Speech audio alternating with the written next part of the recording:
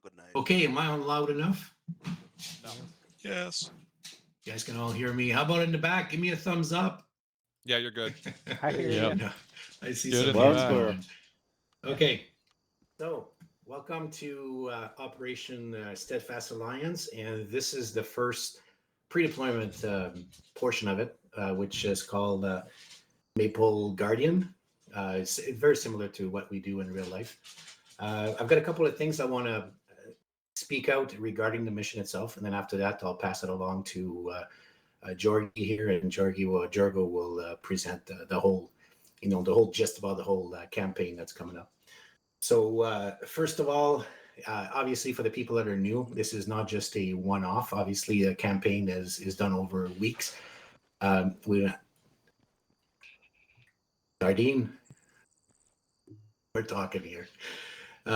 So basically, we're basically on a campaign. We do many missions over weeks, and we try to take in consideration the holidays and all that. But you can see this progressing as we go along. And during the week, we're going to try our best to give you a little bit more intelligence and information to get you going until the Saturday comes up. So we're working on that. We'll see how we can make this a little bit more interactive for you guys.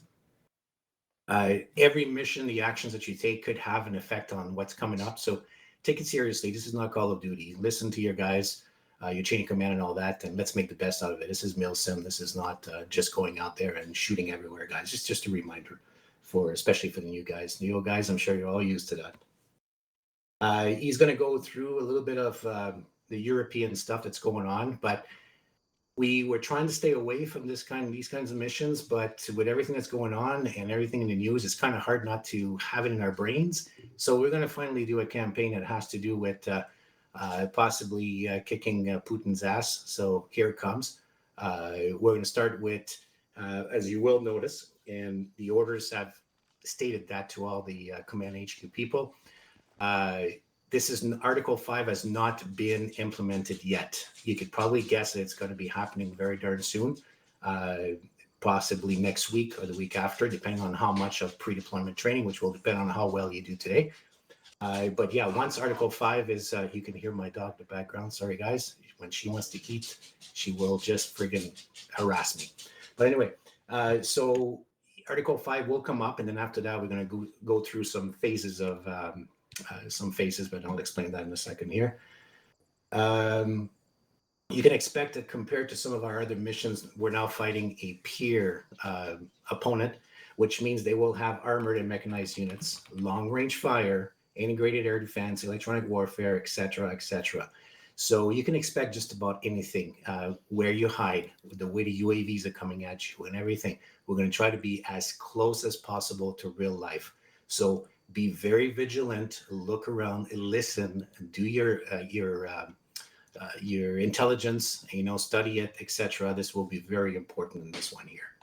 A near peer foe is anything can happen.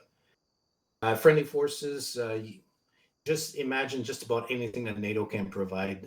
We will very likely have it here. We anything from the UK, France, anywhere else, NATO, Americans, Canadians, we're all together on this one. So we could pretty much throw everything at us to help us, etc. So the seniors, if they make some demands, we probably will have it, such as Patriot, name it. Very likely we'll start up with very relatively slow, if you want to look at it that way. There's still going to be action, but normally when we do a campaign, you do the integration and the shaping. So we'll get over here where we are right now. We'll start integrating ourselves within NATO. We'll do a little bit of, shaping around the area to prepare for the defense. What do we have, what we need to do, etc. Then we'll do a little bit of defensive operations where we'll start shaping the surrounding of the air base and making sure that we have everything in place to be able to defend it at the same time. So mobile defense. So that's going a little further. We might also have Patriot missiles, you name it. But again, we want to sustain ourselves before we can go out there. Once all that is done, then we're going to start going into offensive action and start going outside and poking at the enemy, looking at their timings and you name it, and start kicking their friggin' ass. And then after that, stabilization and transition. This is where we put a certain force in here once we're all done and we've kicked their ass. You can imagine Russia, you don't kick their ass within just a few weeks, but we'll see what we can do here in ARMA. And then after that, we transition it to some sort of a UN peacekeeping, you name it, and then we go on, or some other ways depending on how things are going. Some nights will be a little bit more quiet than others, but some will be fast and furious. So be prepared for just about anything. ROEs, they will be provided. Talk to your chain of command. We will give some more specific ones, and if you need some more, let us know. But obviously, anything that for survivability for you or the people around you, you should be able to do anything you want. Player expectation, stay in your lane, follow your chain of command. Extremely important on that one. Communicate clearly and professionally. So let's work on our comms. Pre-deployment training is there for that. We're just as bad in the Air Force and everywhere. We need to communicate properly and use proper pro words, etc. Treat casualties, logistics, and intel as real, and respect the immersion. Okay, if you respect the immersion, this will be fun for everybody. Just think it's real. Try to think it's real without going too much into it, obviously. But you know what I mean. Keep it fun. And that's pretty much it. Are there any questions for me in particular before we get to the briefing? Okay, let's get into it. Jargo, it's all yours. All right, guys. Like I said, Operation Steadfast Alliance. Let's see, so this is our tactical area of operations. We're in the southeast of Latvia. There at the east is the Russians. Southeast of us is Belarus. Currently, ZAPAD 2027, so we're in 2027 right now, is occurring. If you guys don't know what that is, that's a Russian exercise. Closer to you then. Start shouting. I'll turn my gain up. See if that helps. Thank you. So, yeah, so ZAPAD 2027, we're in 2027 right now, the year 2027, is occurring in Belarus, southeast of us, and along the eastern Russian border between Latvia and Russia. Friendly units in the area. We have 7 CMBG, obviously us. We'll have Latvia, Poland, and Estonian forces, as well as U.S. forces. If you look off to your left, that's what the U.S. looks like in the lighter green uniforms, and the darker green uniforms, that's our stand-ins for Poland, Estonia, and Latvia. They'll have mostly Western infantry kit, but the Polish forces do have a mix of Eastern European vehicles. We'll go over that here just a little bit. Any questions on where we're at on the map? So if you look at that overlay right there and you push, then look at our endgame map, it's pretty closely related to this one. So let's see, Rezink is basically that northeast, Novi Dovir, Dugopilis. I'm murdering these names, but that's the big city in the southwest of this map. The northwest one is the northwest one. So basically we're on this E22 and E262 freeway. This is basically our area of operations to defend against any Russian aggression that may happen in the future. Any questions so far? Hold on.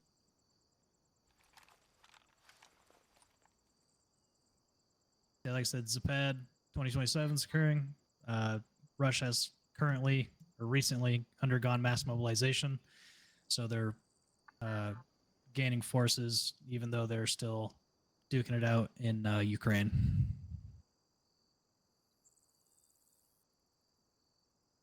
All right, other things happening near our AOR. Currently, they're using their non-flagged militias, their little green men that they like to do. We have an uptick of this happening in our AOR as well as surrounding AORs, so we believe that Russian aggression is imminent. Currently, there is, standoffs between local police forces and these militias that are forming up, and obviously we'll have to be potentially on call to react to some of these situations going on.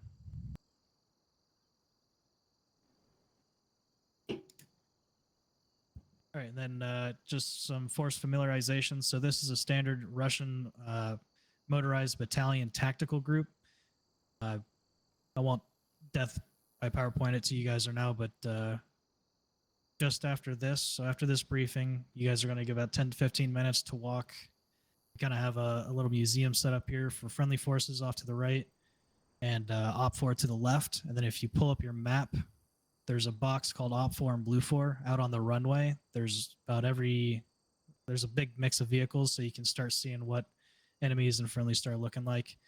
The one challenging thing with these Polish and Estonian forces is they do have some mixed vehicles with Eastern, but basically the best way to identify if they're friend or foe, the Estonian block will have blue, white, and yellow either unit tags like unit patches or paint blue or or those colors painted on their vehicles. So we'll give you guys some time to familiarize with that.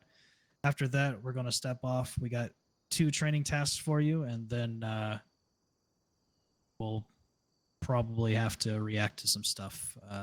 So I guess section commanders and platoon Paris, where you at? Right here, in front of you. Yeah, if you want to take your guys just through a quick walkthrough of all these forces we have laid out, and then let me know when you're good to go. Same with the armored guys. Once both groups are good to go, we'll send you guys out on your march, and we'll start the campaign. Okay. Sound good? Thank you. I'll be up here if you have any specific questions, campaign related. Jorgo, more Oh, specifically, on the nothing with article, drunken what channel do you want us to bourbon? interoperate with you on? Where's Ryan? All right, 2 section come out the hangar. Marco, 2 section you come alive? outside of the hangar. Probably, yeah, Hello? do company.